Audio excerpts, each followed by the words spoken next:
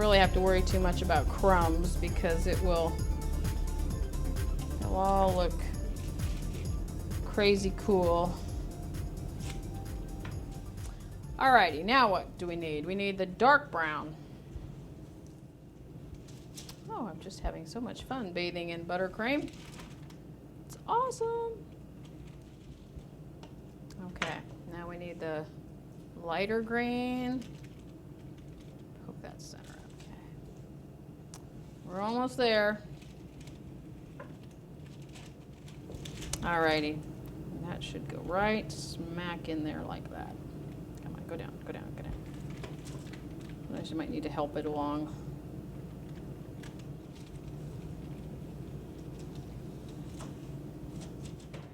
You kind of see how everything is starting to, you've got one of each color. Okay, let's see if we can do this without destroying it. One last one. This one's all kinds of crazy beat up. Sorry. Okay. Cool looking on the outside, but when you cut into it, it's cool looking on the inside. So that's important too. Okay, so while these are all in the freezer, chilling out, I'm going to show you how to do a grass block, cube block, one of the blocks, an easy way to get all those little squares out on into it without them all falling all over the place.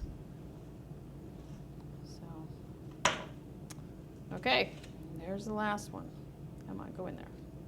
Okay, there it is.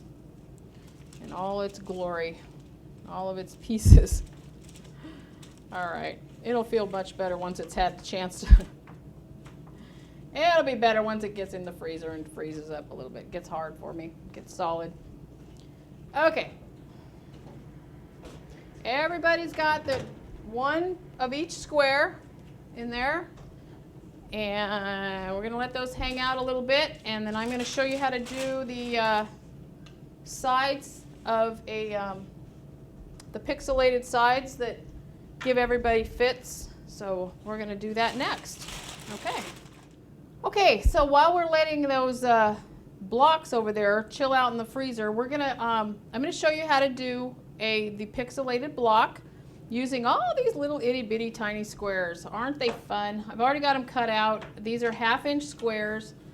Some are not so great looking, but these are modeling chocolate, candy clay. So you can just kind of throw them on a thing and use them as you need them. They don't stick together. They're pretty resilient. So I just got them on here. I'm going to do a grass block, which is partially browns and a little bit of black, and then the green on the top. So this is the way we started out. This is, this was the one that I originally, I think, anyways. Well, this is how it's going to look. And I did a creeper one, which is kind of cool. And then here's another grass one. So we're going to do another one like this. I'm going to show you an easy way to do it. This one is much cleaner than that other one, the first one that I was playing with. And then my buddy Scott came and said, well, why don't you just do it this way? And I'm like, oh. So sometimes you're open to, suggestions really, take them to heart, try it, see if it works, and lo and behold, it did. So I'm going to show you that, and I'm real excited about that because that's even better than the wax paper method, which is, we're going to do that and then another step that I think makes it so much easier because I was doing the wax paper and peeling it off and they were falling off and it was kind of a pain. So, because I had let them sit a little longer than I normally do, and the shortening had absorbed into the modeling chocolate or something, I don't know, and they were just very loose and it was kind of a pain. So, okay.